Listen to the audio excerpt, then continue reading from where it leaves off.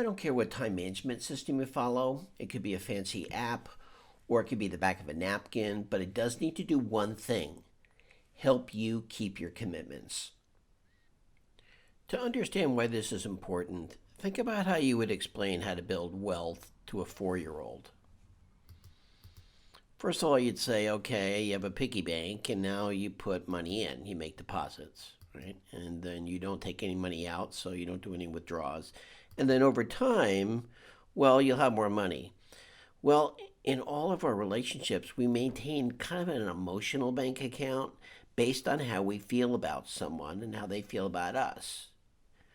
Whether you're aware of it or not, you're making either deposits or withdrawals in your emotional bank account. So, how do you make deposits? With clients, it's things like being on time, being reliable, being responsive, helpful, personable.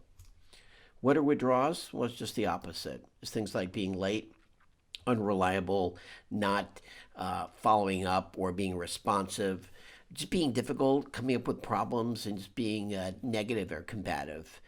Over time, deposits build trust and cooperation, and withdrawals undermine trust and cooperation. The choices we make have a big impact on how people feel about us. How you manage your time affects your emotional bank accounts. So, this is the easiest way to think about it. Keep your commitments, maintain your balance. That's it. Okay, what I'd like to do is have you listen to this story to see how Patty, who's a project manager, keeps her commitments and if she's making deposits or withdrawals.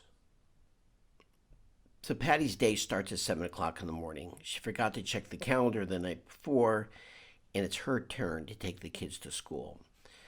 So now she's late to a client meeting. She gets back in the office. She's barking at people. She doesn't have time to answer questions. She tells people, well, she'll talk to them later, but then she forgets. She doesn't send email updates on a project because well, she doesn't have the answer yet. Instead of sending something like, I'm working on it, just want to let you know. She misses dinner and the kids' soccer game. She's trying to catch up on her email. Did you count the withdrawals? Are there any deposits? Does any of this sound familiar?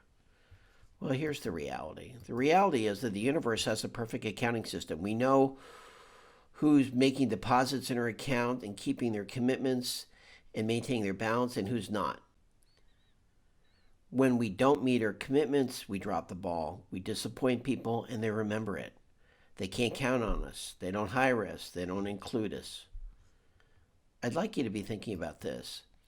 When you say yes to any new demand on your time, to whom are you saying no? Because I'd like you to think about this.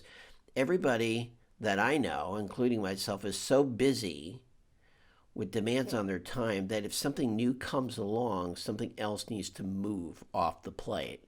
So you're swapping out commitments. You're saying yes here, but who are you saying no to? Are you saying no to another client? Are you saying no to colleagues? Are you saying no to your family, friends, or even yourself? I mean, are you like not taking lunch or not even taking a walk or an exercise? You're burning yourself out because you prioritized other people before you. So, what do you do about this? Well, number one, know your current commitments. Be aware of what you already have out there. Okay? Uh, get it out of your head and into some kind of calendar or some way of tracking what you said you were going to do by when. Number two, don't overcommit. Instead of saying something like, yeah, sure, and then making a withdrawal somewhere else, be honest and polite. Just to say something like, boy, I wish I could. I want to be realistic about my commitments. I'm sorry. Let me look at my calendar. I mean, work with folks, but don't just automatically say yes.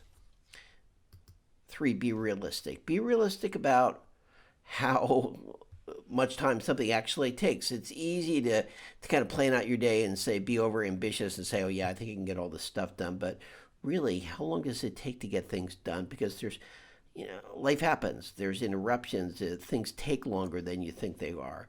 Factor that stuff in. Don't drop the ball. Okay, Don't forget about people. All it takes is a quick email or a text or a phone call and just say, hey, I'm working on it. I haven't forgotten about you. This is the easiest way of avoiding a withdrawal. Monitor your balances, know where you're at. And as you've made withdrawals with someone, find ways of making deposits.